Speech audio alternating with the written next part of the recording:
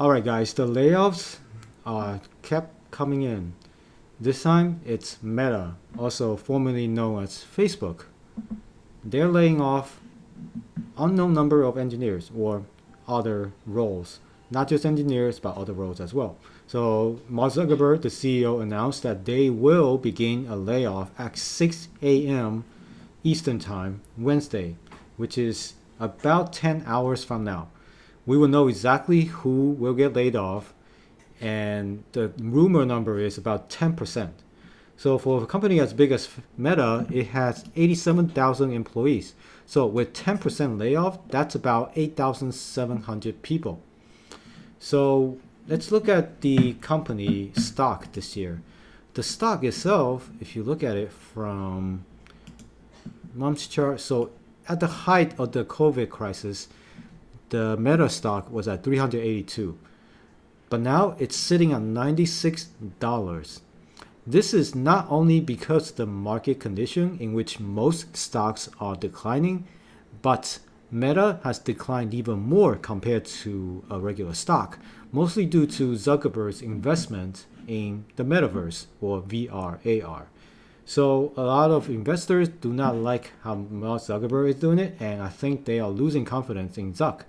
But they can't do anything because Zuckerberg has over 55% of the voting share for the company, and he only can dictate the future of the company. And that's why he's trying to trim a lot of workforces to prepare for the upcoming recession. And he's not alone in this. If you look at this website here, layoffs.fyi, this website tracks all the tech layoffs in this year.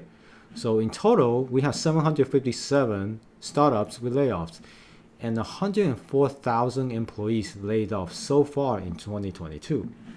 That's a lot of people. And if I sort this by the number of people laid off, you can see that Getir has the most with 4,400 people. Now, all of these companies are big companies. You probably know of most of them. You got Booking, you got Uber, you get the infamous Twitter layoff from Elon Musk. You got Better.com, the CEO who fired all of his employees over Zoom. And you got companies like Uber, Peloton, Groupon. So all of these companies are big companies, and they are offloading their talent on the market. And this is only for tech engineers.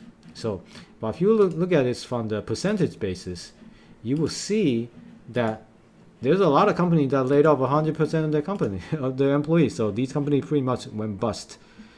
But that's unfortunate, but that's the reality. So what can we think about as an engineer in this environment? If you're not paying attention to the United States economy right now, I think you should, because as an engineer, we should think about we like to figure out how a system works, and we like to figure out how we can combat or prevent something from happening in the future. So if you look at the economy as a bug, and you want to see where this bug is having its effects, you can just simply look at the employment stats and all of these companies doing layoffs. It doesn't take a rocket scientist to figure out that a lot of these companies are starting to position themselves for the upcoming recession. We do have a really, really high historic inflation going on right now, and the Fed is actually raising their interest rate trying to fight inflation. So what does that mean? That means money is not easy to come by, because with high interest rate, companies tend to not borrow money from the Fed or the banks. So this in turn makes money hard to come by, and companies will slow down their growth. And that's the idea. That's what the Fed is doing, trying to slow down the economy, trying to slow down inflation. But this has a huge effect on the companies in the country. So a lot of companies are now cutting costs by laying off people who are non-essential or duplicative roles in the company in order to prepare themselves for the future. The only name in the game during a recession is one word: survival. You do not want to try to grow during that time, because it's almost impossible, because the economy is going to be slowed down, and you have to do all you can to survive. That means cutting down on costs, cutting down on headcounts. Headcount is one of the biggest ways you can save money when you are facing an incoming recession. So what can we as engineers do in this situation? Well, if you think about it, the law of supply demand is totally in action here. So you have a lot of new engineers without job coming into the market looking for the same job as people who are laid off by the other companies. So therefore, you have competitions. You got a lot of competitions in the market for a single job.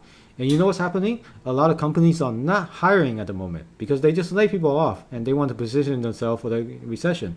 They want to try to save money and they want to try to get their existing employees to do more work by having less workforce. So you are all competing. If you're looking for a job right now, for a tech job, you're competing against thousands of other engineers who just got laid off for the same job. That means the power is back to the employer again. They can set the price of their salary much lower than the market because if you don't take this job, some other guy will take, or woman, some other person will take this job instead. It's very easy for them to find engineers right now because I do think we have an oversupply of engineers in the tight market. So my best bet right now is probably stay at your job and try not to lose your job because it's going to be a crazy market, especially a lot of people are getting laid off around the same time, like late in the year. That means most companies provide about 3 months of severance for the folks who got laid off. So after 3 months, which is around February next year, there's going to be even more people going out to look for jobs. So it's going to be even harder for you to find a job. And you don't even know what the market, the economy is going to do in about 3 months. It might get even worse. So prepare yourselves. Make sure you don't get fired from your job. And if you do get fired, make sure you have savings that can last you for a couple of months. But best of luck to you guys, and let me know what you guys think about all of this happening as a tech employee. What do you think is going to happen, and are you worried about your job? And if so, do you have a plan if you do get fired? Let me know in the comments below. I would love to hear from you guys. I hope to see you guys in the next video.